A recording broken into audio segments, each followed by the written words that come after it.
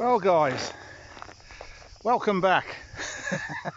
To those of you who watch the channel regularly, thank you very much for your support and your subscriptions, and for those of you who don't, what are you waiting for? Subscribe, it costs you nothing, and you get to watch this idiot getting into all sorts of trouble.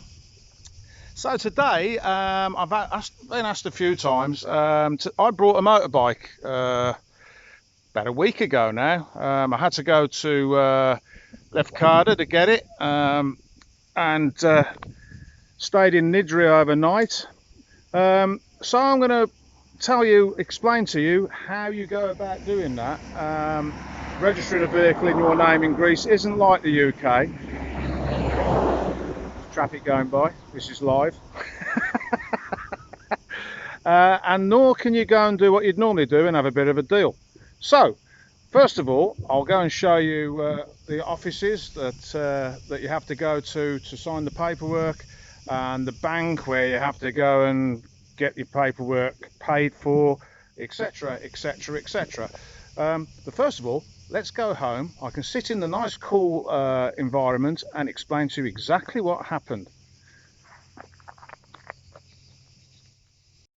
Okay, so straight down in that direction, if you turn right, takes you to the lagoon. If you turn left, it takes you into town, and that will take you up to the hospital, which would be on your right. And that's the point of reference that you need to remember if you're in Kefalonia. So you turn right at that shop that I've just shown you, and you come all the way up the top of the hill here, and there is the office. Forgotten what it's called for the minute. That's where you will get your vehicle registered, and if you've lost your number plate, a new number plate issued. So you walk all the way around here, a bit out of breath because it was a steep hill that, and you go up those steps and press the button for vehicles, and they'll let you in. So now I'm settled in at home for a minute. That was the office where I registered the Black Pearl, Nikki, as she's known to me, and that's where your paperwork would normally be signed over to you. We'll have a quick chat about that, and then we'll go on to other things. In this country, you can't just turn up like you would in the UK, and let's just straighten the camera up a little bit. That's better. And do a deal like in the UK. I've been known to turn up with 500 quid less sometimes, and just wave the money around under the face, under the nose, and they usually go, "Oh, well, all right, then we'll let you have it." You sign the logbook, as you would know if you're from the UK, get it insured over the phone, and drive it away. You can't do that in this country. What you have to do is go to the vehicle, from what I can gather, the vehicle registration office, which is the office I just showed you in the video, and they sign the logbook over while the person who owns the bike or the car is there, to say that they can do that. However, me and the guy who owned this bike found a way around that. Another point I'd like to make is, if you've got somebody who speaks Greek that can be with you, take them.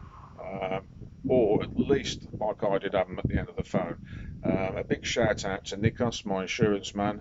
There'll be a link in the description below, because he went above and beyond. He had about 6 phone calls off me during the course of the day, and chatted to the Greek guy who owned the bike, and we sorted it all out, and he then confirmed that I could take the bike, which took a lot of pressure off me. So what we did, because the place where in Lefkada where we would change the documents over was shut for training, we had to go to the KEP office, KEP, and they then wrote out a power of attorney for me to change the documents into my name. So basically, the lad who owned the bike was signing to say, this guy's okay, he owns the bike now, and I give my permission for him to change the document into his name. It's a much quicker way of doing it, because you don't have to queue up, you can go and do it at your leisure. So we then made sure that he was insured, because the bike's insured here, not the person, but obviously it had to be in his name, because the bike was still in his name, the documents, and then I rode it back to Kefalonia.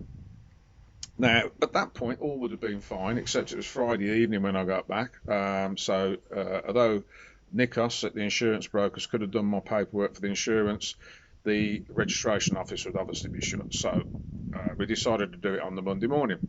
So there was a lot of work needed doing to the bike, which I did over the weekend, and I took it on road test to Poros. This is where things for me get a bit complicated. Which, what more do you expect? Poros is about an hour's ride from here. I got there, pulled up at my favourite cafe, went in, had a coffee, came out, number plate was missing.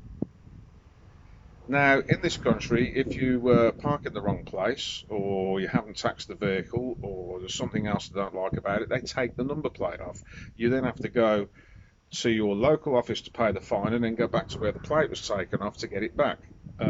So all the way home, I'm thinking, oh no, perhaps I've done something wrong, perhaps there's this, perhaps there's that.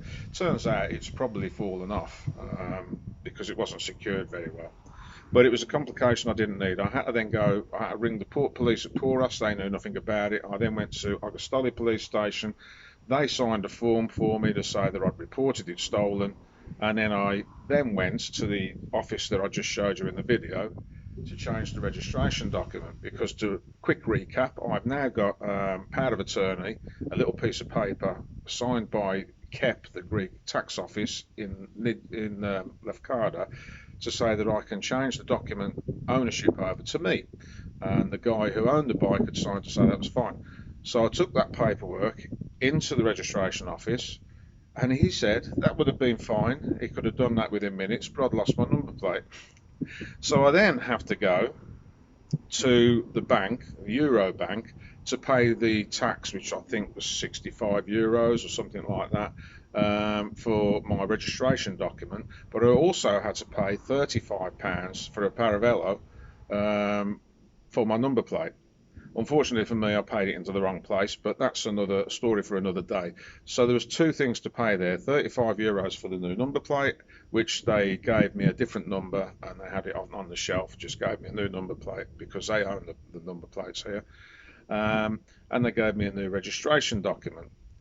So the bike is now in my name. I then went to Nikos, who then insured it for me, which was another €115, because apparently the insurance company that Nikos usually uses, which would have been about €80, have stopped doing British people for some reason. We don't know why. So now the bike's mine. The only thing left to do now is I have to take it for its MOT, which is every 2 years, and it's due next month. But we've gone through it, and I think that's fine. So to recap, if you're buying a vehicle in Greece, make sure, firstly, number one, you've got somebody who speaks Greek on the end of the phone at the very least, like I did with Nikos, preferably with you, because they can read the forms and make sure everything's fine there. Secondly, if you're going to travel away from where you live, and it's going to be either a day, a few hours, or a day away, it's inconvenient if you can't get the paperwork done straight away. So my advice, having done it this way, I will do this again, is get them to sign, go to the KEP office, and get them to sign a bit of paper to say that you now have rights to change the ownership of that vehicle to you, and then you can do it at your leisure, really, so long as the vehicle is insured by its previous owner, as long as that insurance is current, which is what I did. Yeah, it wasn't too bad at all. So that's how I ended up with this lovely machine. um, we're getting on okay. I had a few issues with her. The headlamps didn't work properly, the brake lights didn't work, there was no indicators on the back. The thing's just been ridden. I think that's probably one of the problems of having a bi-yearly MOT, isn't it? Which is coming to the UK soon, so we'll see some chaos. So that's the story of how we got the bike. Any questions, leave them in the comments below. I'll try and answer them. I do read all your comments. Again, if you have any ideas how we can raise revenue off this site, either email me or leave a comment below. Thanks for watching. Subscribe, hit share, and I'll catch you guys later on. And just before we finish the video, that is the registration document. If you open it up, it will have the chassis number or VIN number of the vehicle you're buying and the person's name who owns it, so you can check. That's on the inside. I won't show you that for obvious reasons. That's my insurance document, which Nikos gave me. and there's their equivalent of the MOT test. So that's what you're looking for. That's every 2 years. So I suggest when you're buying a vehicle, you check the date. As you can see, this one runs out the 15th of next month, so I should be taking it there. And also they do an emission test every year. That's another point of interest, and you have to tax the vehicle every year, because if you don't, you get fined. So you can take the plates off it, or digitally take the plates off it now, and then get away without taxing it that way. But if you're caught driving it, there are huge fines. So it's cheap enough, I'm just going to tax it every year and keep it current. I never know whether I'm coming or going these days anyway. So yeah, there you go. Hope you enjoyed the video, and I'll catch you guys later.